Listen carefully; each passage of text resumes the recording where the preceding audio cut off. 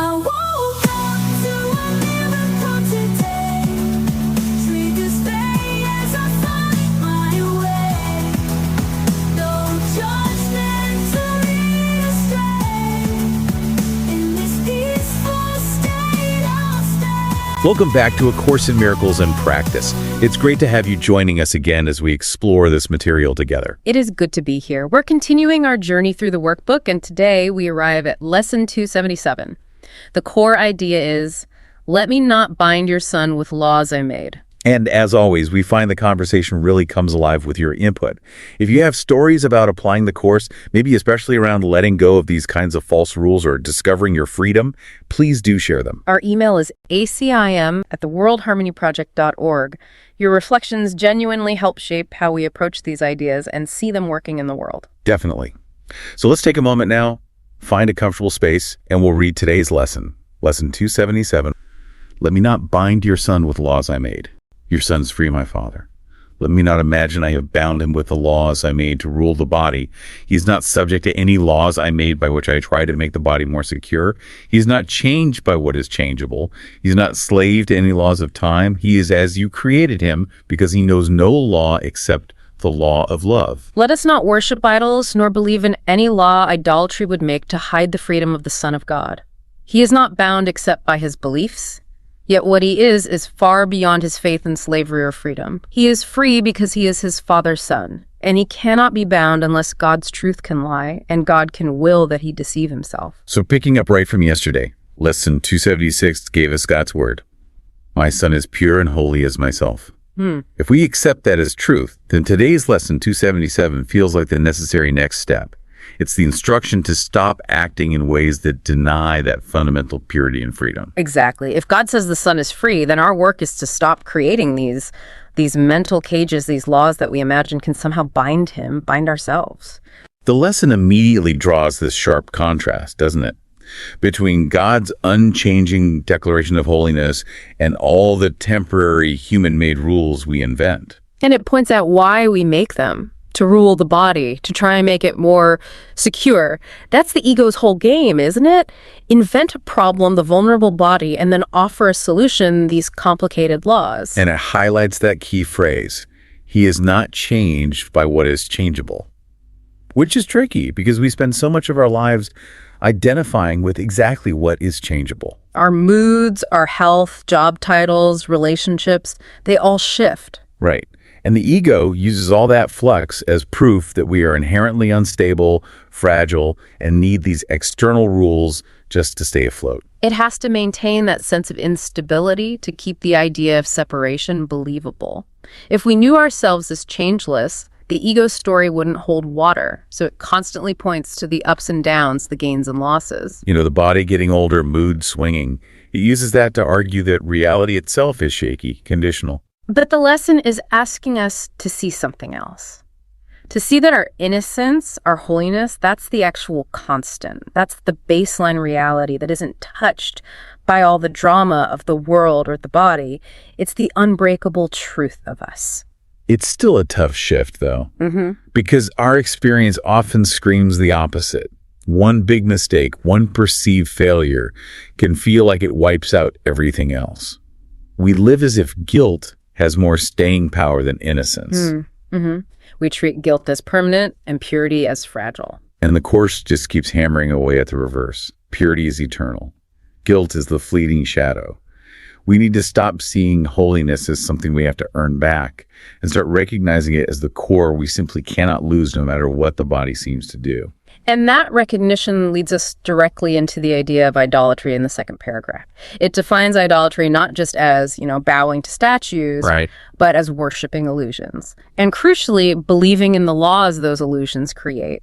An idol is anything we decide has authority over the Son of God's freedom. It's how we try to outsource our sense of safety or worth. That's such a key point. The idol itself, whether it's money or status or physical appearance, isn't the main issue. It's the belief that the rules associated with that idol are real and binding. That's the slavery. Thinking back on my own experiences, especially during times of significant financial worry, I definitely made an idol out of solvency. The law I lived by was something like, my value depends on my bank balance, and safety means never getting close to zero. That's a perfect example of a binding law. It demands constant vigilance, doesn't it? Constant anxiety. Absolutely. The law of that idol demands you sacrifice your peace. You're always calculating, always worrying, always in that scarcity mode, trying to achieve a security the idol itself can never actually provide. The anxiety is the offering. I can see a parallel in our culture's idolization of productivity. There's this unspoken law: be busy, be producing, be optimizing, or you don't matter. We grant that law authority. Then what's the sacrifice? Our presence, maybe. Yeah. Our rest. Our connection with people. We get bound by this law of just constant motion, perpetual doing. And that's a clever trap because it disguises itself as necessary for survival or success. If you pause, the ego immediately whispers that you're being lazy, falling behind, risking everything. That fear keeps you obeying the idol. So the invitation here for all of us is to notice those moments. When do you feel you must do something or be something or have something external just to feel okay, to feel worthy? Is it getting the boss's approval? Yeah. Or seeing a certain number on the scale? Maybe it's how many likes a post gets? Each time we catch ourselves obeying that external must, we're spotting one of these binding laws we've made. And just seeing it is the beginning of freedom. And often these laws are so deeply embedded, maybe culturally or within families, that we mistake them for reality itself, not as choices we've accepted. Yes, the unconscious ones. Yeah. The ones we inherit. I had a moment recently that really brought this home for me, quite humbly, actually. My wife and I were planning for a weekend with our boys, figuring out logistics. And I realized almost automatically I was assigning the emotional labor, anticipating needs, checking in on feelings to her. While you handled the practical stuff. Exactly. It was this unexamined, inherited cultural script about gender roles in parenting, that the emotional well-being part was somehow inherently her job. That's a perfect example of a cultural law reinforced for generations, often without anyone explicitly stating it. And when she gently pointed out this imbalance, this expectation that I wasn't fully sharing and nurturing our sons' emotional lives, I felt this wave of embarrassment. I saw it clearly as just another ego law I'd been passively obeying. That moment of seeing it, even if it feels uncomfortable, is where the freedom comes in. Once you recognize it as an arbitrary rule, not a truth about roles, you could choose differently. You could choose to share that nurturing equally, out of love, not obligation. Right. The law just sort of dissolved when I saw it for what it was. And that prompts the question for you listening. What unspoken cultural rule or family expectation might you be living under without fully realizing it? Maybe it's about your career path or how you're supposed to act based on your gender, or even just the role you always play during family get-togethers. These things can feel so ingrained, almost inevitable. We forget we agreed to them somewhere along the line. And the relief that comes when you consciously decide not to obey one of these laws anymore. It's not just personal freedom. No, it ripples outward. When you stop enforcing a rule, say, about excessive gift-giving during holidays because it feels obligatory rather than loving, you're also freeing the next generation from inheriting that same pressure. You allow the law of love to guide things instead. Beyond these cultural or relational dynamics, the lesson also takes direct aim at the laws of time. He is not slave to any laws of time. We usually think of time as neutral, just how things are. But the Course suggests the ego constructed time as a way to limit the Son of God, to prove beginnings and endings, reinforcing separation. And the ego uses time against us, creating these expectations tied to age, the age box idea. Right. You should have achieved X by 30 or Y by 40. And after a certain age, maybe 50 or 60, society subtly implies your relevance starts to decline. It creates this feeling of being on a countdown, always racing against some impending end, which naturally pushes us back towards trying to secure the body and cling to the changeable world. But the Course keeps reminding us we aren't defined by the body's age or its perceived timeline, yet those societal pressures around time are strong. They make an idol out of the past. Insisting our history, our mistakes, our old labels define us now. And they create tyranny around the future too, demanding anxious planning and constant projection. I have to say, Since practicing the Course, there's been a definite loosening of those time-bound chains for me, especially navigating financial difficulties.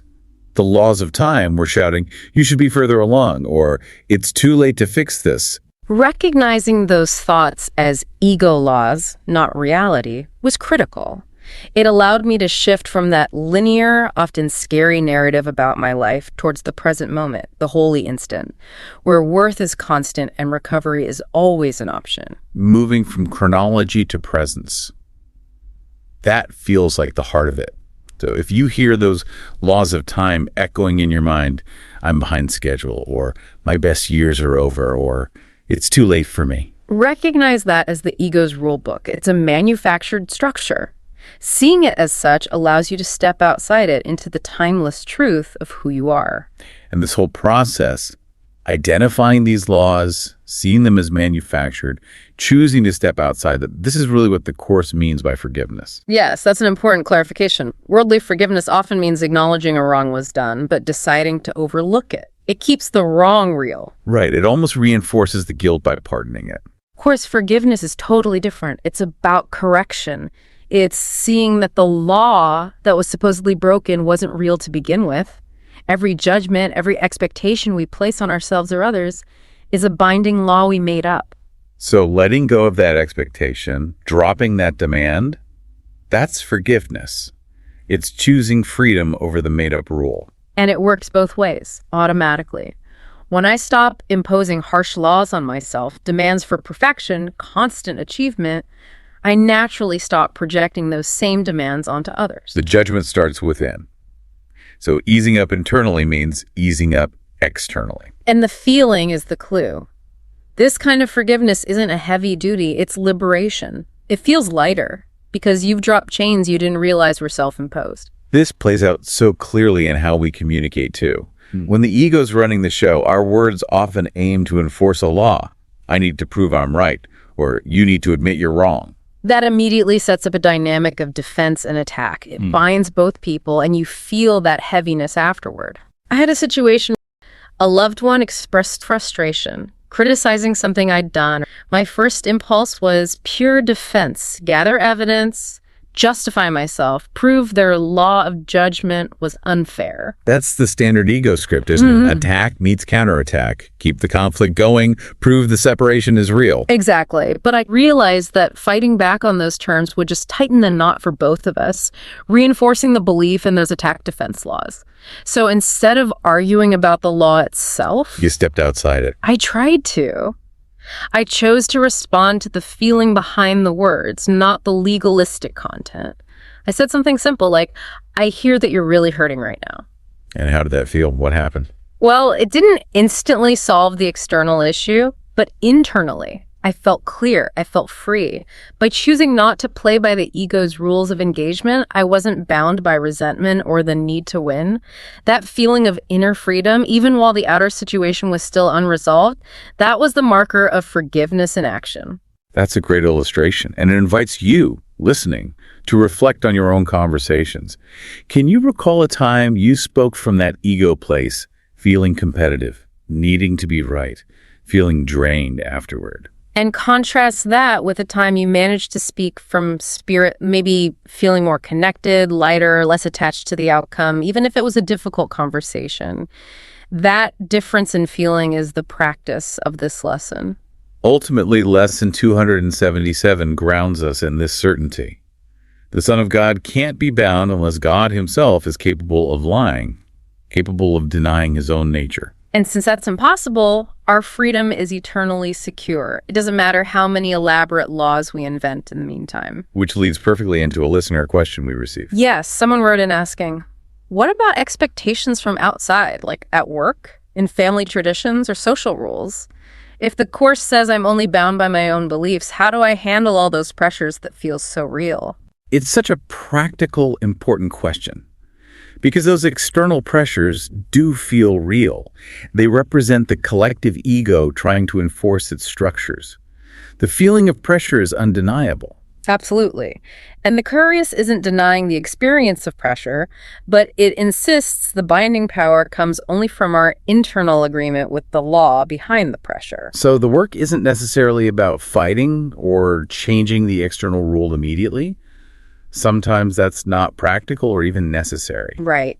Take something like strict office rules or maybe family traditions that feel obligatory.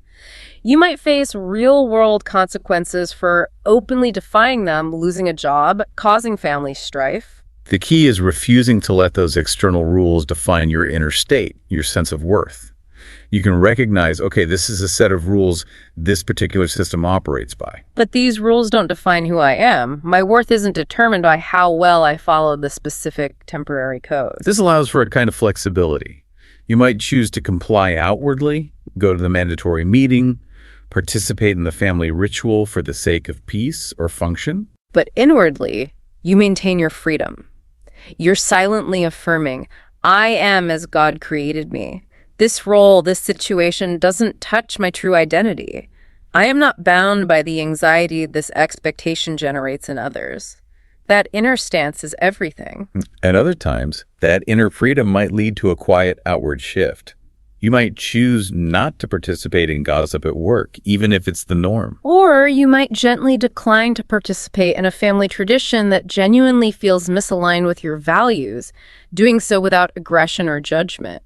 The crucial difference is the motivation. It's not rebellion for rebellion's sake. It's not fighting the pressure. It's simply choosing not to grant the pressure ultimate authority over your mind and your peace. You see the law, you see the expectation, but you don't agree to be owned by it. The ego offers only two choices when faced with pressure: conform or rebel. Both keep you tied to the law, just in different ways. Spirit offers a third option: neither. Remember who you are. And from that place of remembered freedom, your response, whatever it looks like externally, comes without the feeling of being trapped or resentful. It allows you to navigate these situations with more lightness, even when others around you are still caught up in enforcing or reacting to the laws. You can be present without being pulled into the drama. Makes sense.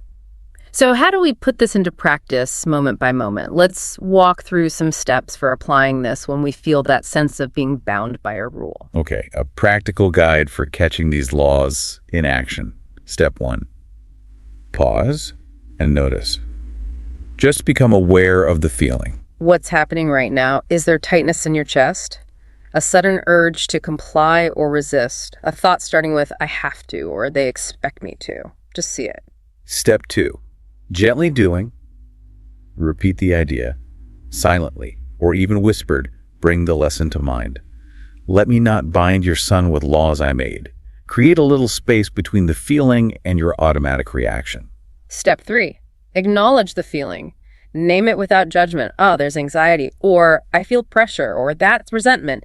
See the feeling as evidence that you're currently believing in a binding law. Step 4. Ask for help. Invite the Holy Spirit's perspective. Help me see this differently, or show me the situation without these binding rules. You're asking for that correction, that shift in perception. Step 5. Rest for a moment. Take a conscious breath. Remind yourself that this temporary feeling, this pressure, cannot change your fundamental reality. Your freedom is secure because you are God's son, not because you obeyed or disobeyed some made-up law. That pause, that resting in the truth of your inherent freedom, that's where the release happens. It brings us back to the core truth of Lesson 277. God's word declares us pure and free. Therefore, all the intricate laws spun by the ego about bodies, culture, time, whatever, they simply have no power to alter that reality. The only chains we experience are the ones we've mentally agreed to wear. And the beautiful promise is, the instant we choose the law of love over the law of obligation, the law of fear, those chains simply fall away. They were never truly locked. Thank you so much for joining us today, for exploring this lesson with us. Your willingness to engage with these ideas is what makes this journey meaningful. And remember, if you have questions or reflections you'd like to share, our email is acim@theworldharmonyproject.org. We do read everything you send. Please join us next time as we continue sequentially through the workbook lessons. Until then, may you walk in the growing awareness of your inherent, completely unbound freedom.